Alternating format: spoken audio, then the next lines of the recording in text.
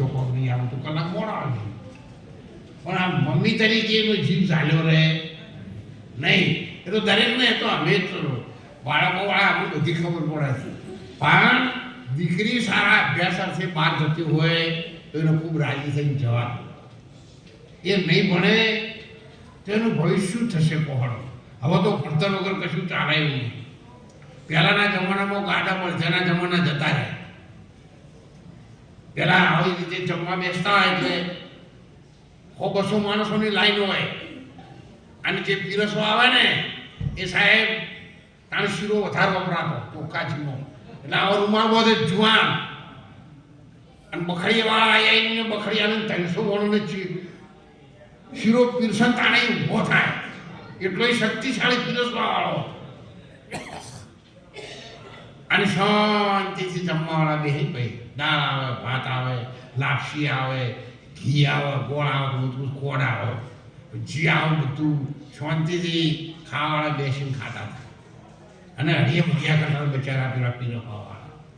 અત્યારે ભગવાન મારા ધણી ભોળાનાથને દયા કરી એ પીરસવાવાળા શાંતિથી એક જગ્યાએ ઉભા ખાવાવાળા હળીયું કરે. લોકોને દયા આવી જાય. ઓછું બદલાનું છે. 1 કરોડ રૂપિયાની ગાડી લઈને આવે કે ડાયા લીધી વાત આવી તો હું કોના કરતા 5 કરોડ વાળો. સ્થિતિ બતાય એટલે આપણે બધાને સાથે રહેવું પડે. અમે એમાં રહીએ છીએ ને એવું કરીએ શું કરીએ પહોળ બધું ઉભો નહીં થઈ ગયું. લોકાચાર ઉભો થઈ ગયો. જોને ઉભો થઈ ગયો. ખાલી આ ખાવાનું બેઠા એ બધું ઉભા થઈ ગયું. ઉભાદાર થઈ ગયું. ટૂંકમાં ખૂબ બધું બદલાઈ ગયું છે. સમય તો બહુ બદલાનો છે.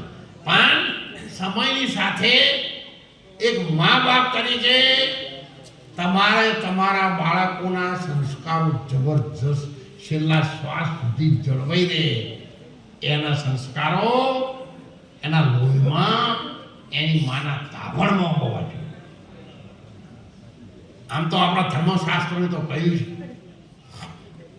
કે જ્યારે સુભદ્રાને અભિમન્યુ એના માના ગર્ભમાં હતો ને આપણે કોઈ વાપર્યું નહીં તો હાજર નહોતો.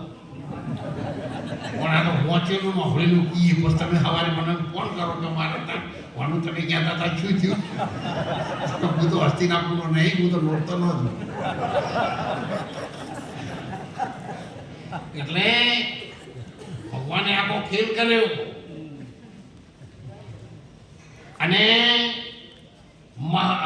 7 કોઠાનું યુદ્ધ બનાવ્યું અને સુભદ્રા આગળ પહોંચવાનું શરૂ કર્યું. એટલે જ્યારે 7 કોઠાનું યુદ્ધ ચાલુ થયું એટલે જે એના ગર્ભમાં જે આવેલો હતો ને એ રાક્ષસનો અંશ હતો.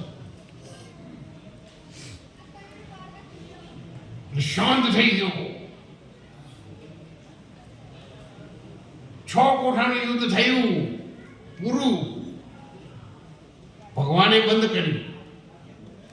એટલે આકાશવાણી થઈ કે મામા 7મો કોઠો બાકી રહ્યો પહોંચવાનું ચાલુ રાખો, હું સોંપડું છું. પછી ભગવાને કહ્યું તું બહાર આવતો રહે. તો કે હું અંદર વિદ્યા ભણ્યો છું, તમે સંભળાય વિદ્યા ભણ્યો છું, બહાર આવીને હું ભૂલી ન જાઉં એવું તમે મને પ્રોમિસ આપો તો હું આવી. એટલે 6 કોઠાનું યુદ્ધ અભિમન્યુ એના માના પેટમાં પડી ગયો. સુખદેવ યોગી ભોળાનાથની કથા છે પણ એ બહુ લોબી છે એટલે હું આપણે નહીં કહી શકું. પણ એકવાર શંકર ભગવાન તપ કરવા ગયા. ટૂંકમાં કહીશું 80 કિલોમીટરની ઝડપ વાળો. એટલે નારદજી આવ્યા અને નારદજીએ કૈલાસમાં નારાયણ નારાયણ નારાયણ નારાયણ. માતાજી દોડીને આવ્યો મા પાર્વતી. હો નારદજી વધારો વધારો વધારો. નારદજી તો આજનું કરવા જ આવેલા હતા. જ્યાં બેઠા પછી માતાજી તમે મારું સ્વાગત કરવા આવ્યા તો ભોળો નાચ તો જ્યાં એટલે કે તપ કરવા કે એ તો ભગવાન શ્રી જ